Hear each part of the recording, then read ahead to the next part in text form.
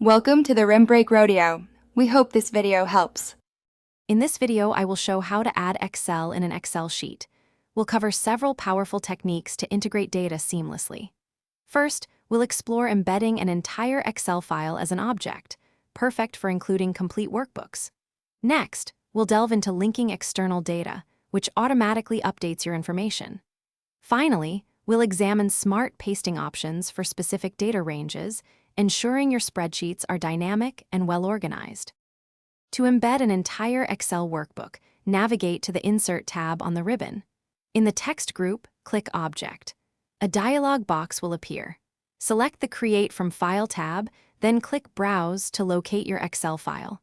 Make sure the Link to File checkbox is unchecked to embed a static copy. This creates a standalone object that opens in a new Excel window when double-clicked, containing all its original sheets. For dynamic data integration, you can link to an external Excel file. Again, go to the Insert tab, click Object, and choose Create from File. This time, crucially, check the Link to File box before browsing for your file. This establishes a live connection.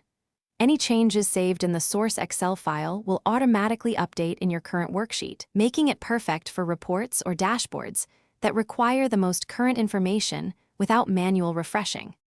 When you only need specific data, copying and pasting offers flexibility. Copy your desired cell range.